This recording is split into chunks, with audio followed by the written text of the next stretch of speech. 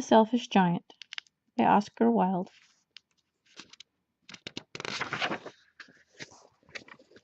Every afternoon as they were coming from school, the children used to go and play in the giant's garden. It was a large, lovely garden with soft green grass. Here and there over the grass stood beautiful flowers like stars, and there were 12 peach trees that in the springtime broke out into delicate blossoms of pink and pearl, and in the autumn bore rich fruit. The birds sat on the trees and sang so sweetly that the children used to stop their games in order to listen to them. "How happy we are here!" they cried to each other. One day the giant came back. He had been to visit his friend the Cornish ogre and had stayed with him for 7 years. After the 7 years were over, he had said all that he had to say, for his conversation was limited, and he determined to return to his own castle. When he arrived, he saw the children playing in the garden. "What are you doing here?" he cried in a gruff voice, and the children ran away. "My own garden is my own garden," said the giant. "Anyone can understand that, and I will allow nobody to play in it but myself." So he built a high wall all around it and put up a notice board. He was a very selfish giant. The poor children had now nowhere to play. They tried to play on the road, but the road was very dusty and full of hard stones, and they did not like it.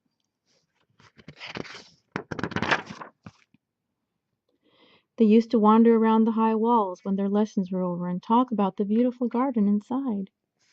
"How happy we were there," they said to each other. The sign says, "Keep out."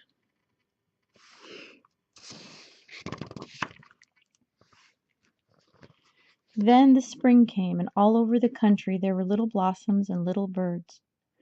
Only in the garden of the selfish giant it was still winter.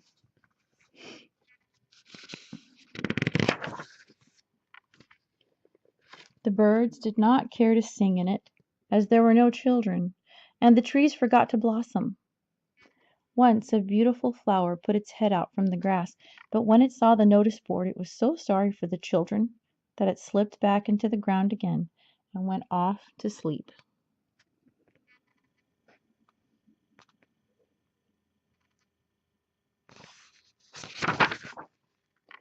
The only people who were pleased were the snow and the frost. "Spring has forgotten this garden," they cried, "so we will live here all the year round." The snow covered up the grass with her great white cloak, and the frost painted all the trees silver. Then they invited the north wind to stay with them, and he came. He was wrapped in furs, and he roared all day about the garden and blew the chimney pots down. "This is a delightful spot," he said. "We must ask the hail on a visit." So the hail came every day for 3 hours. He rattled on the roof of the castle till he broke most of the slates, and then he ran round and round the garden as fast as he could go. He was dressed in gray, and his breath was like ice.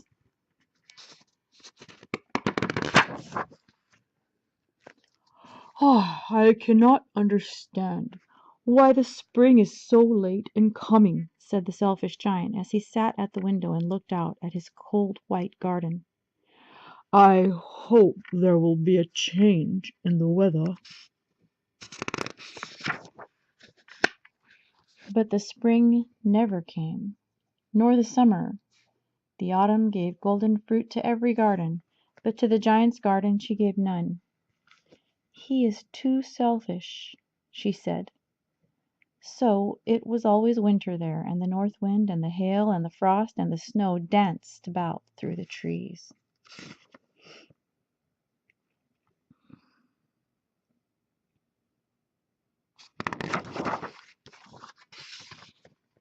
One morning the giant was lying awake in bed when he heard some lovely music. It sounded so sweet to his ears that he thought it must be the king's musicians passing by.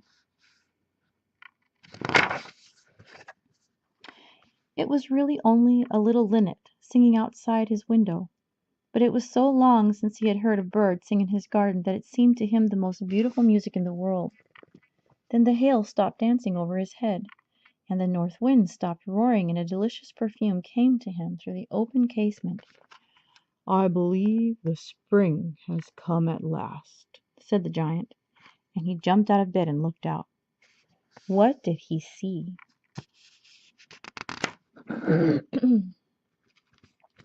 He saw a most wonderful sight.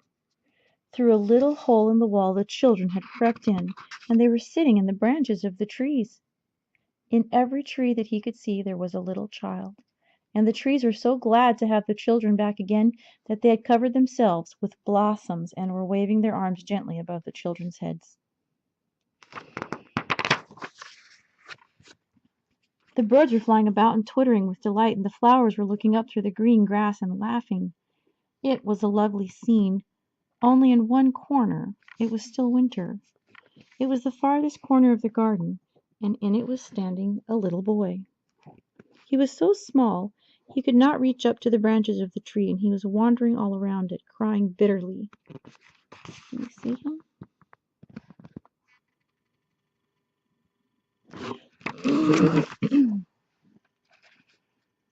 The poor tree was still covered with frost and snow, and the north wind was blowing and roaring above it. "Climb up, little boy," said the tree, and it bent its branches down as low as it could. But the boy was too tiny.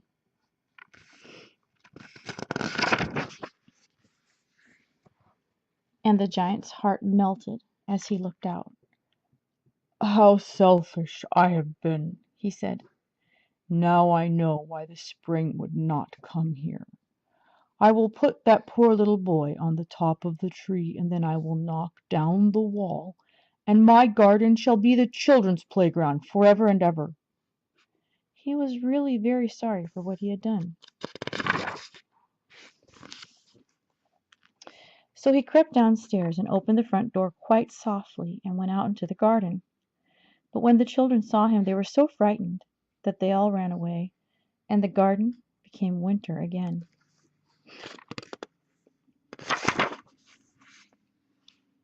Only the little boy did not run, for his eyes were so full of tears that he did not see the giant coming, and the giant stole up behind him and took him gently in his hand and put him up into the tree.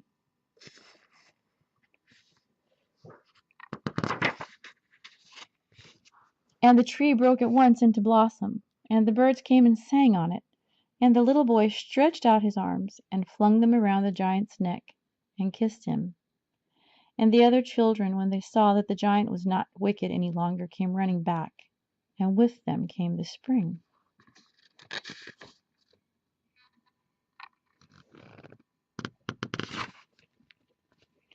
"It is your garden now, little children," said the giant, and he took a great axe and knocked down the wall. And when the people were going to market at 12 o'clock, they found the giant playing with the children in the most beautiful garden they had ever seen.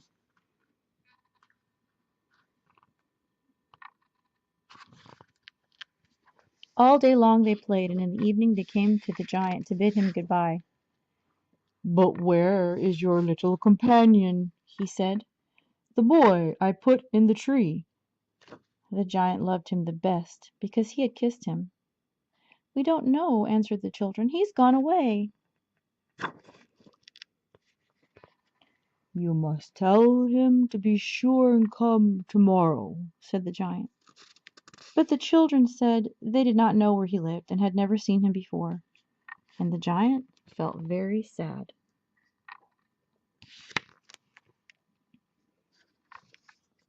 Every afternoon when school was over the children came and played with the giant.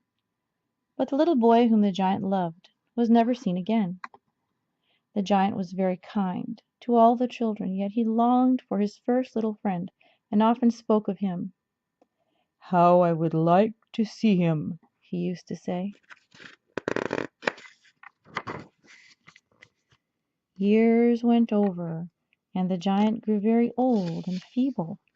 He could not play about any more, so he sat in a huge armchair and watched the children at their games and admired his garden. "I have many beautiful flowers," he said, "but the children are the most beautiful flowers of all." One winter morning he looked out of his window as he was dressing. He did not hate the winter now, for he knew that it was merely the spring asleep, and that the flowers were resting. Suddenly he rubbed his eyes in wonder and looked and looked. It certainly was a marvelous sight. In the farthest corner of the garden was a tree quite covered with lovely white blossoms. Its branches were golden, and silver fruit hung down from them, and underneath it stood the little boy he had loved. Downstairs ran the giant in great joy, and out into the garden.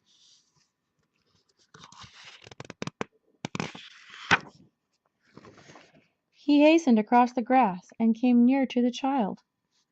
And when he came quite close, his face grew red with anger, and he said, "Who hath dared to wound thee?" For on the palms of the child's hands were the prints of 2 nails, and the prints of 2 nails were on the little feet.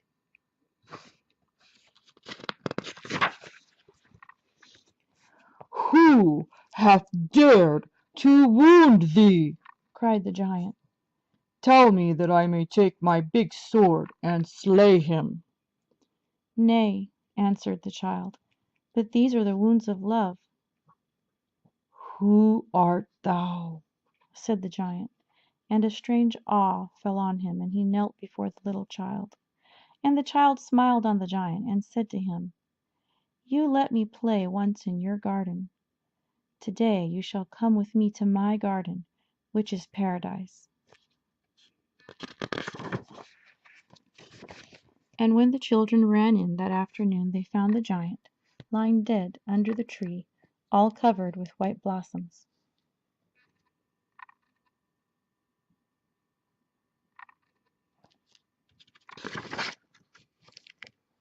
The end.